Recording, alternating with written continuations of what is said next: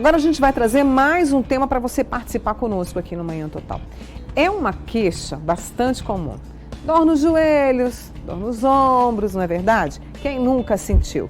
E sabia que as lesões podem aparecer até mesmo nas atividades mais simples do dia a dia? Bom, nós estamos com especialistas aqui no estúdio que eu vou apresentar para vocês agora. Aqui do meu lado eu recebo o ortopedista Igor Severino Macedo. E a gente tem ali o Rodrigo Baldon, que é doutor em fisioterapia, e o Thalisson, que está aqui junto com a gente hoje, porque o Rodrigo vai trazer alguns exercícios para que a gente possa, fortalecer aí os nossos joelhos e os nossos ombros. Aos três, muito obrigada por terem vindo, viu? Obrigado. E você participa pelo 99897.000.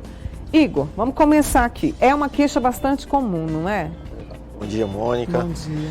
Realmente é ombro, cotovelo, joelho. Às vezes a ausência de um trabalho, de um fortalecimento muscular, um determinado esforço repetitivo, às vezes por mínimo que seja, realizado de forma incorreta, ou o paciente que já tem alguma predisposição, uma possível lesão, vai vir a sofrer com dores nos ombros, dores nos joelhos. Falta, às vezes, um direcionamento, um exercício, uma orientação, uma melhor orientação para a realização adequada do trabalho, a falta de ergonomia durante o trabalho. Tudo isso pode vir a provocar dores, não só no paciente mais idoso, como no paciente jovem também. Às vezes, a falta de um fisioterapeuta, de um treinador na academia orientando a correta realização dos exercícios, pode vir a desencadear as dores que incomodam e até vir a causar lesões e até lesões graves, de repente em joelhos, ombros. Eu quero até falar dessas lesões, mas eu vou aproveitar que o doutor Igor comentou que às vezes as pessoas não fortalecem, aí pode dificultar até o tratamento digamos assim, o tratamento para cuidar mesmo, melhorar ali, Rodrigo? Com certeza, Mônica. Hoje, vou dar um exemplo de uma lesão que muito se fala, a artrose do joelho, né? Hoje a gente sabe que existem dois fatores de risco bem determinados na literatura, que são a obesidade, muito se fala, e o outro fator que é extremamente modificável é o déficit de força desse músculo aqui da frente, que é o quadríceps, né? Então isso já foi bem estipulado que esses dois fatores, que podem ser modificados, aumentam o risco dessas pessoas desenvolverem artrose. E muitas vezes a pessoa, quando ela tem artrose, ela ficou ao longo da vida, não levou em consideração esses fatores, desenvolve a doença e aí para a gente conseguir abordar isso de forma eficiente é muito mais difícil. O Rodrigo falou dessa questão da artrose, porque é preciso que a gente fortaleça tudo isso, porque ao longo da vida tudo vai desgastando, isso, né, Igor? Justamente, o Rodrigo tem razão, e a artrose, que é o desgaste, a lesão da cartilagem, a osteoporose, que é a perda de massa óssea. E é o que o Rodrigo falou, às vezes a pessoa ao longo da vida não fez um trabalho correto, não se exercitou, e o osso, o músculo, eles precisam de exercício. O osso, ele se forma, a massa óssea é formada a partir da estimulação, assim como o músculo, ele se desenvolve. Então o nosso estoque ósseo, ele se desenvolve por volta, a partir dos 12, dos 10 até os 30 anos. É quando a gente está formando a nossa massa óssea. A importância de exercícios bem direcionados para a formação desse osso, para que ao longo da vida, depois, na hora que entrar a idade, a senescência, o paciente tenha um bom estoque ósseo e não venha a desenvolver artrose, lesões musculares mais graves. Mais graves, né? Rodrigo, até o Alisson, né? Thalisson, desculpe. O Thalisson está aqui com a gente porque você trouxe até um material para mostrar para a gente alguns exercícios. A gente pode começar por essa questão das pernas? Podemos sim, dos joelhos? O que você preparou aí? Enfim, eu acho que um dos movimentos mais básicos que o ser humano tem desde cedo, e a gente faz isso com muita facilidade, infelizmente, por deixar de fazer isso a gente vai perdendo, é o movimento do agachamento. Verdade, então, se a gente parar para pensar que quase toda atividade do dia a dia envolve agachar, seja uma cadeira, atividades simples do dia a dia, se a gente deixa de fazer isso, a gente vai perder nossa habilidade. E a gente sabe, por exemplo, num idoso que ele perde a habilidade de sentar levantado numa cadeira, por exemplo, ele está com o risco aumentado de sofrer quedas, que é um dos maiores riscos de se ter uma fratura proximal do fêmur e aumentar o risco de morte, Então, um exercício super simples seria o agachamento. O paciente, ele adota uma base que é que ele acredita que seja a mais confortável e ele executa da forma mais natural possível o movimento e retorna. E coisas que eu costumo dizer para os meus clientes, é que o agachamento ele pode ser o pior exercício do mundo, como pode ser o melhor exercício do mundo. E são duas variáveis importantes. Uma é a execução, né? E a outra, que às vezes é menos divulgada, é a carga aplicada. E aí cada pessoa vai ter um limiar, né, que ela tolera. Algumas pessoas, só o peso do corpo já é uma resistência adequada para ela. E é por aí que ela deve começar. Porém, quando isso começa a ficar fácil, é importante ir aumentando a carga para desafiar o sistema musculoesquelético para que se tenha as adaptações necessárias. Né? Eu até queria que o Thaleson ficasse de lado, porque muita gente faz agachamento errado, né? Eu queria que você mostrasse aí pra gente, Rodrigo e Thaleson. Então é importante o movimento se iniciar pelo quadril. Então o quadril ele deve se movimentar numa mesma proporção que os joelhos. Então o quadril dobra, joelho dobra e o paciente desce. Quando a pessoa está aqui embaixo, é legal de observar esse paralelismo que ocorre entre a tíbia e o tronco. Então, se a gente consegue ver essas linhas paralelas, é um sinal de que o movimento está sendo realizado de forma equilibrada. Erros comuns que acontecem, volta por favor, é, por exemplo, a pessoa não utilizar o quadril e querer utilizar somente o joelho, por exemplo, para agachar. Né? Então, isso daqui pode ir gerando sobrecargas articulares e, às vezes, com pouca carga e sendo realizado de forma repetida, pode sensibilizar algumas estruturas do joelho. Então, colocar todas as articulações no movimento é algo fundamental. Esse exercício é muito bom, assim, né? Sem dúvida, o Rodrigo falou algo importante, a importância do exercício bem realizado, o trabalho para a questão da artrose e o fortalecimento muscular. Ele falou algo fundamental, que é importantíssimo. No idoso, com o passar do tempo, ele vai perdendo os reflexos, vai perdendo a força muscular. A força, né? Então, um simples tropeção, um escorregão pode vir a causar um desastre imenso, como, por exemplo, a fratura do colo do fêmur. Um senhor idoso que quebra o fêmur vai ficar aí 2 meses, 1 mês acamado. Isso leva a sérios riscos para a saúde, grandes problemas. Então é fundamental o trabalho e exercício para isso. Estão chegando perguntas aqui para os nossos 2 convidados, mas só para reforçar, esse exercício de agachamento, ele precisa ser orientado, não precisa? Porque às vezes as pessoas vão tentar fazer em casa e pode ser um risco, não pode? Mônica, eu acho assim... Eu fico preocupada com isso, viu, Rodrigo? Hoje, o meu conceito de muitos exercícios é que não existe tanto um exercício que seja... que a execução seja tão errada assim para causar um malefício. Pode, realmente pode. Mas deixar de se movimentar é muito pior do que não se movimentar. Né? Então, muitas vezes as pessoas têm medo. Né? Então, se ela está se sentindo bem, se movimentando, está tudo bem, continue. Né? Mas se você quer evoluir alguma intensidade, principalmente volume, né? Aí sim uma orientação mais próxima seria interessante. Eu vou fazer uma pausa com vocês, né? Claro. O Rodrigo, o Thaleson e o Dr. Igor aqui com a gente. Vou fazer uma pausa, vou até dar uma olhada nas perguntas aqui que estão chegando para os nossos convidados, já eu volto.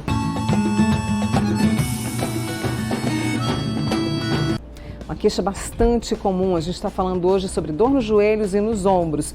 Eu estou aqui com profissionais que estão ajudando para que a gente possa fortalecer e evitar lesões graves e até doenças como a artrose e a artrite, né? Eu estou aqui com o ortopedista Igor Severino Macedo e o doutor em fisioterapia, o Rodrigo Baldon, e o Thaleson, que está conosco. Deixa eu trazer algumas perguntas agora para vocês, meus amigos. Eu tenho aqui a nossa amiga lá do Pequis, ela me contou o seguinte, ela tem 49 anos, é Edivânia.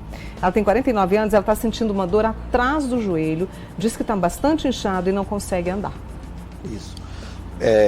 Existem várias patologias que podem desenvolver isso, é importante uma avaliação tudo, mas pela idade do paciente, essas queixas, pode ser uma lesão de cartilagem, pode ser uma lesão de menisco, que venha provocar uma irritação no joelho, e aí causa esse acúmulo de líquido, esse edema, dificuldades para realizar agachamento, dobrar o joelho, fazer um agachamento com carga resistida, pode causar esse tipo de dor e esse desconforto. É importante a avaliação do colega. Né? E aí, quando a gente fala do joelho, a gente só foca no joelho, mas o quadril e o joelho tem uma relação importantíssima, né? Até a sua tese de doutorado, não é isso, Rodrigo? Com certeza, Mônica. Eu acho que Se a gente olhar para a literatura de problemas do joelho, como a condropatia patelar, que alguns chamam de condromalácia, né? Ou a dor femoro-patelar, até os anos 2000 só se falava em fortalecer quadríceps, basicamente. Né? Que é essa parte que é aqui o músculo da da coxa. Né? De 2005 para frente começou a se verificar na literatura que tanto alterações do quadril quanto do tornozelo têm influência direta no que acontece no joelho. Então essas articulações, quando elas não estão bem estabilizadas ou não funcionam de forma harmoniosa, o joelho se sobrecarrega com ela. Né? Então hoje, né, isso foi como você citou da minha tese, nós verificamos que em pacientes, por exemplo, que apresentam condropatia patelar, você realizar um programa de exercícios não somente focado na coxa, mas também levando em consideração o quadril, a região que nós chamamos de core, que é a região do tronco, gera benefícios adicionais do que somente ficar na coxa. Entendeu? Dá pra gente fazer um exercício Vamos, com claro, o Thaleson? vamos. Enquanto isso, eu vou dando mais uma olhadinha aqui nas perguntas. Tá joia. Eu vou usar aqui um elástico, né? Isso aqui a gente consegue adquirir em qualquer loja de material esportivo, a gente chama de mini band, é o termo genérico. Como que chama mesmo, Rodrigo? Mini band. Mini band. Para quem quiser comprar. Então, a ideia desse elástico é desafiar os músculos glúteos, principalmente. Né? E a gente sabe que durante a realização de algumas tarefas, se a pessoa tem esses músculos disfuncionais, ela pode realizar com movimentos excessivos, que nós chamamos de valgo dinâmico do joelho, que é esse movimento que o joelho vai para dentro e isso pode ir sobrecarregando a patela. Então, alguns exercícios simples que a gente vai tentar desafiar esse grupo muscular. Então, Thaleson, fica por favor numa perna só, apoia na perna esquerda e vamos abduzir o lado direito. Né? Então, quando o Thaleson está realizando esse exercício, muitas vezes a gente vê na academia, né? O exercício ele não está desafiando, ele não está sendo direcionado primariamente para o lado esquerdo. O exercício é para a perna direita, que é na qual o glúteo médio está tendo que tolerar todo o peso dele, né? Para impedir que o outro lado desabe. Né? E aí a gente vê muitas pessoas na academia, às vezes fazendo com muito peso e faz isso daqui, para conseguir abrir mais a perna, inclina o tronco. E aí está acabando com o exercício, não está fazendo da forma que necessário. Que tá? pode lesionar muito mais. E mais. uma variação desse exercício a gente chama de exercício do hidrante. Né? O paciente ele fica semi-agachado, novamente faz o apoio simples numa perna só e ele realiza o movimento do outro lado, desafiando o glúteo também da perna de apoio que vai ter que estabilizar o tronco dele. Tá? E a dorzinha vem ali no glúteo e aqui atrás, né? A gente né, brinca queima. Queima bastante, quer dizer, tá? A dor da bezetacil. Queimar o queima. Até para evitar problema no quadril também. Isso, né? é essencial e é interessante, inclusive, essa demonstração que o Rodrigo deu, que o que estimula mais, existe os últimos estudos, que estimula mais o estoque ósseo, a formação de osso, melhora da condição óssea, melhora da condição muscular, é justamente o exercício resistido, o exercício realizado com algum tipo de peso, com alguma resistência, produz mais efeito, melhora a dinâmica muscular e mesmo a resistência óssea, um exercício realizado contra a resistência, com algum tipo de peso, do que apenas o exercício com o puro peso do corpo. Deixa eu trazer perguntas aqui para vocês. A turma está sentindo dor. Mônica, sinto dores nas pernas quando faço caminhada. A Lalita, do bairro Glória. Pode indicar alguma coisa, meninos? É importante a avaliação da condição muscular dessa paciente, a condição das pernas, às vezes, questão circulatória dessa paciente, um possível problema, às vezes, nos joelhos, nos tornozelos, uma artrose pode vir a causar um desconforto nas pernas, causar essas dores. Essas dores, né? E até mesmo para fazer a caminhada, esse fortalecimento que você trouxe até com a ajuda do Thaleson é importante, né, Rodrigo? Acho que, novamente, Mônica, tudo depende muito da demanda da atividade, né? Então, quanto maior é a demanda, quanto maior é a exposição que a pessoa vai ter, maior vai ser a necessidade de ter um sistema musculoesquelético bem adaptado. Né? Então, a pessoa, ela nunca correu na vida. Né? E aí ela decide de um dia para o outro sair correndo todos os dias e a cada dia vai correndo 1 quilômetro a mais. Isso não é o indicado, porque isso não permite que o corpo vá se adaptando. Né? Então, nesse sentido, é interessante ter alguém por trás, orientando, programando e periodizando a atividade para que o corpo vá se adaptando e as lesões não apareçam.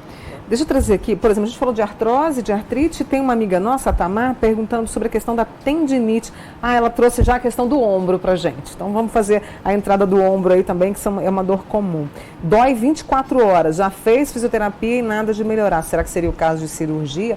A tendinite pode vir também pela falta de fortalecimento? Sim, sem dúvida. Como o exemplo que o Rodrigo deu, às vezes a pessoa está totalmente sedentária, e amanhã fala assim, vou mudar minha vida completamente. E daí parte com uma intensidade muito grande, um ciclo muito grande, uma sobrecarga muito grande sobre esses ombros, sobre os punhos, os cotovelos.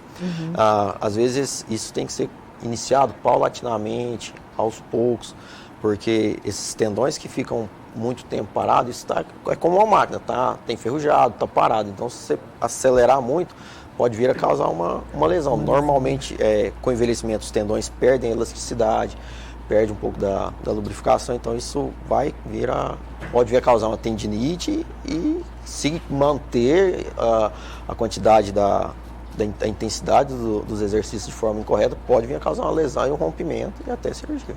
E para o ombro, o que a gente pode fazer, Rodrigo? Interessante, Mônica.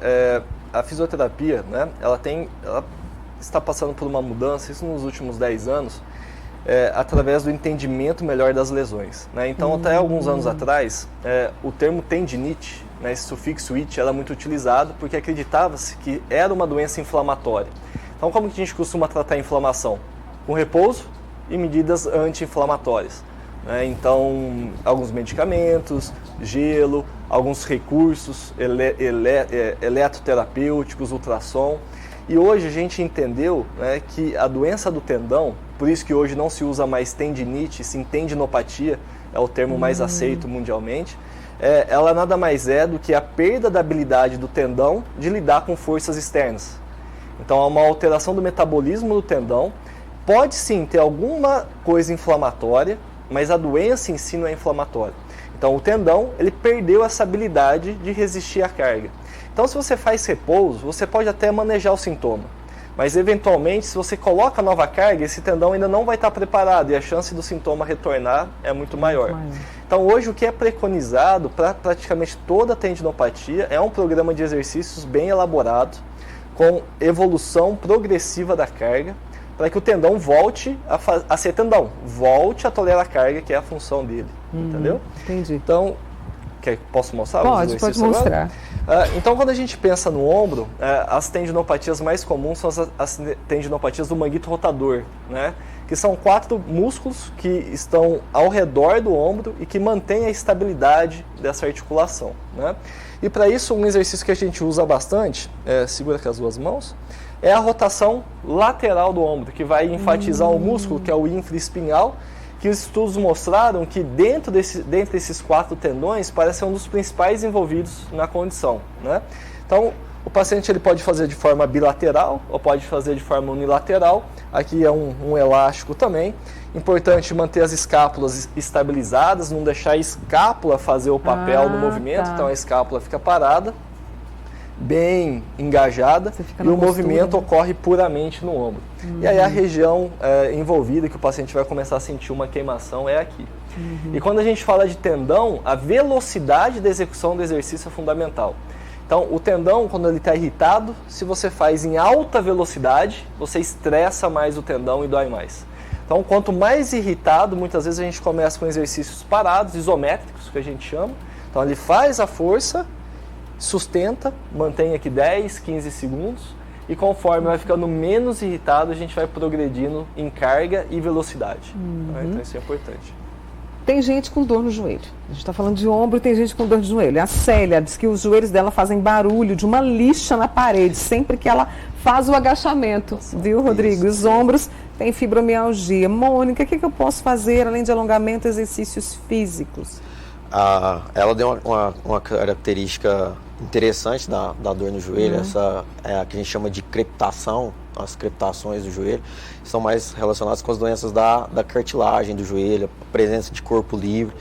Provavelmente já é sinal de uma artrose ou de uma condromalácia, uma condropatia patelar já de grau bem avançado, que precisa de uma avaliação, estudo.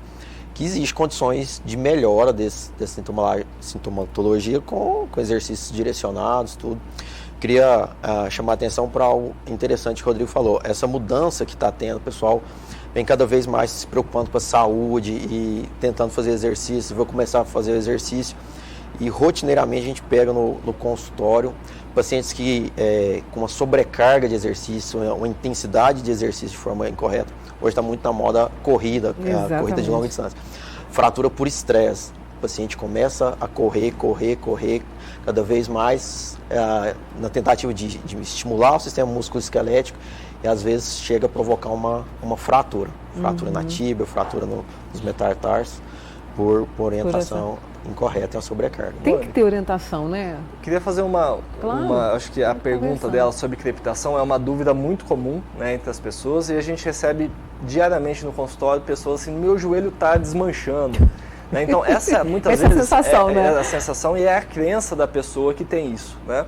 É importante salientar que não há nenhum estudo na literatura que correlacionou crepitação com incapacidade funcional ou com dor. Né? Então a crepitação, ela de fato é um sinal comum em problemas da cartilagem, mas em relação, ela não tem uma relação forte com dor e com incapacidade. O que isso quer dizer? Tem pessoas que têm crepitação e não sentem nenhuma dor. Ótimo. Né? Não quer dizer que isso é um fator que incapacite ela de fazer atividade física de forma alguma. Tá? Pode, eu brinco com alguns pacientes e falo, se te atrapalha, põe um foninho no ouvido e faz exercício. Entendeu? Não deixe isso não está te piorando, entendeu? E tem pessoas que têm dor e não têm crepitação nenhuma. Então é um achado que tem que ser considerado, mas que não é um fator limitante que, assim, ó, tá crepitando, então não faça atividade física, porque isso vai piorar o teu joelho. Isso não é verdade.